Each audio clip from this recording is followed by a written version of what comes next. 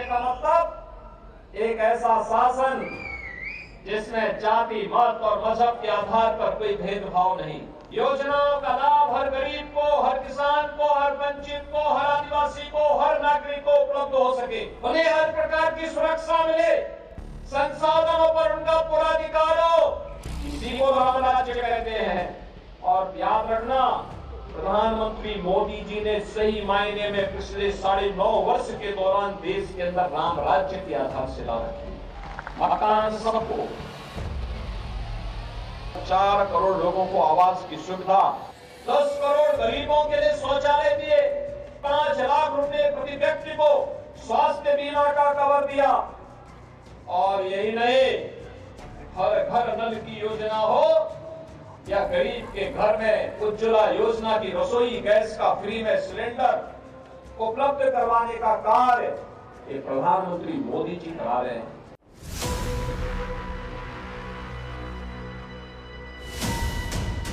अयोध्या में राम मंदिर का निर्माण, देश में राम राज्य की शुरुआत।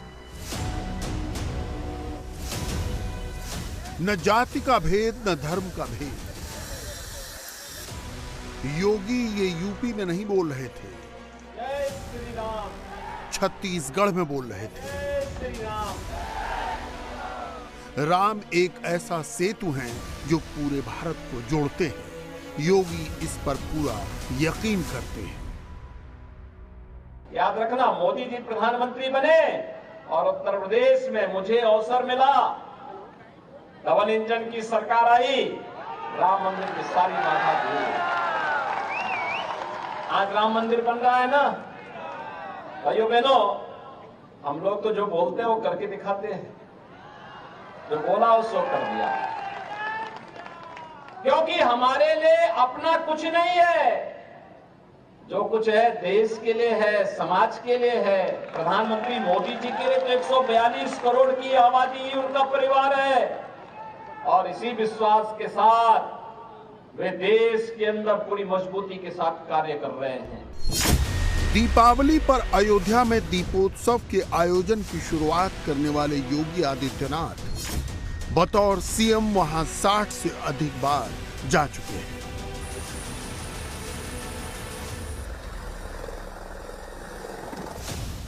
मगर इस बार योगी बहुत सुचिंतित तरीके से पूरी कैबिनेट के साथ अयोध्या गए।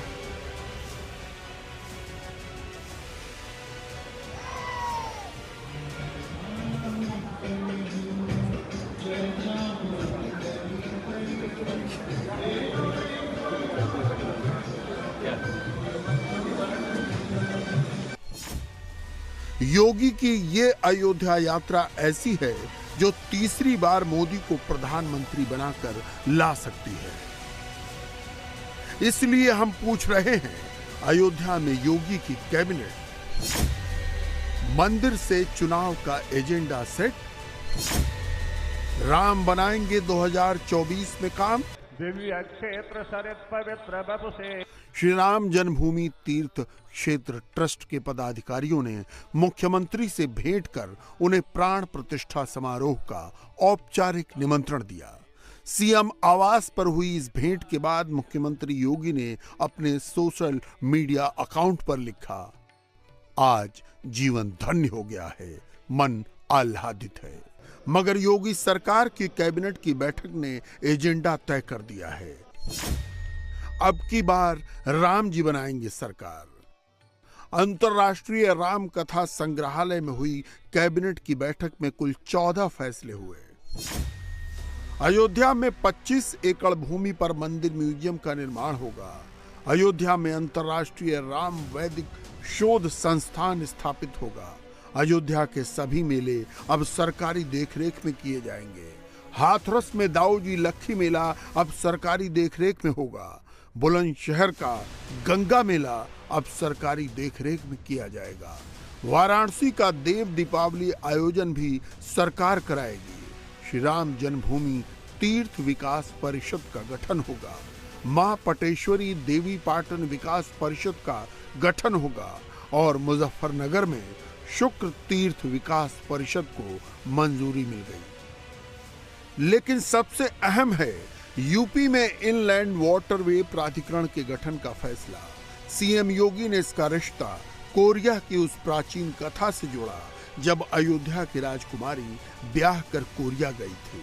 कोरिया का राज परिवार इस कनेक्शन को आज भी जीवित रखे हुए है। सबसे अच्छा जल संसाधन उत्तर प्रदेश के पास है और अयोध्या इस देश से बहुत महत्वपूर्ण है, क्योंकि अयोध्या कहते हैं आज से 2000 वर्ष पहले अयोध्या की राजकुमारी जल मार्ग से साउथ कोरिया गई थी और कोरिया के राजकुमार से विवाह बंधन में जोड़ करके वहां के आज एक महत्वपूर्ण राजवंश की परंपरा अपने आप को कोरियावासी भावनात्मक रूप से अयोध्या के साथ जोड़ते हैं। बल्कि इसी रामकथा पार्क के बगल में क्वीन हो पार्क के निर्माण का कार्य कोरिया और उत्तर प्रदेश सरकार मिलकर के संपन्न भी कर रही है। ये इंटरनेशनल कनेक्शन विश्व बंधुत्व की राजनीति ही नहीं, अयोध्या के बहाने डिप्लोमेटिक रिलेशन भी बढ़ाता है। अयोध्या में पहली बार कैबिनेट की बैठक करके योगी ने सांस्कृतिक राष्ट्रवाद के एजेंडे को धार दी है। जो लोग पूछते थे मंदिर वहीं बनाएंगे मगर तारीख नहीं बताएंगे, योगी ने उनके लिए तारीख भी खास चुनी। 9 नवंबर 1989 को विश्व हिंदू परिषद ने शिलान्यास किया। 9 नवंबर 2019 को ही सुप्रीम कोर्ट का राम मंदिर पर फैसला आया। राजनीति में प्रतीकात्मकता का बहुत महत्व है। 5 राज्यों का सेमीफाइनल जब हो रहा है तो समझने की जरूरत है वहां राम राज्य का जिक्र किस तरह से आ रहा है।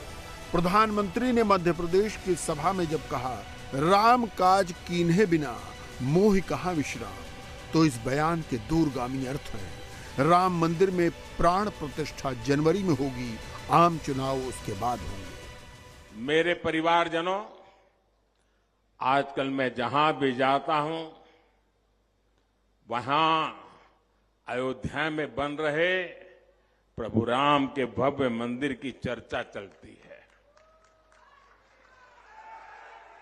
पूरे देश में खुशी की लहर है।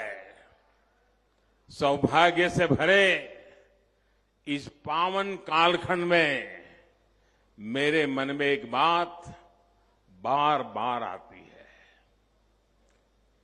मैं स्वयं सोचता रहता हूं और जो बड़ों से सुना हुआ है वो बात हर पल मेरे कान में गूंजती रहती है, मेरे मन को आंदोलित करती रहती है और मुझे तेज गति से दौड़ने की प्रेरणा देती है।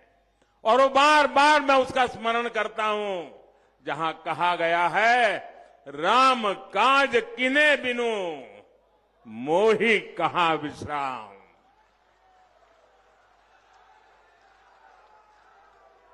अब रुकना नहीं है, थकना नहीं है और विश्राम का तो सवाल पैदा ही नहीं होता। यहां की भाजपा सरकार को 10 साल तक केंद्र की कांग्रेस सरकार ने हर काम में रोड़े अटकाए, काम करने नहीं दिया, रुकावटें पैदा की। अभी 2014 में ही तो मध्य प्रदेश को डबल इंजन की डबल ताकत मिली है। एमपी को जिस अंधेरे कुएं में कांग्रेस ने धकेल दिया था, उस अंधेरे कुएं से भाजपा एमपी को बाहर निकाल पाई है। मेरी झोपड़ी के दूसरी ओर विश्व हिंदू परिषद भी राम मंदिर के प्रकल्प को घर घर पहुंचाने में लगा है। राम जन्मभूमि परिसर में रविवार को अक्षत पूजन का भव्य कार्यक्रम हुआ। रामलला के दरबार में विधि विधान पूर्वक अक्षत भरे 100 कलशों की पूजा की गई। पीतल के कलशों में 5-5 किलो अक्षत भरा गया। ये पूजित कलश देश के कोने कोने से आए वीएचपी के 100 कार्यकर्ताओं को दिए गए।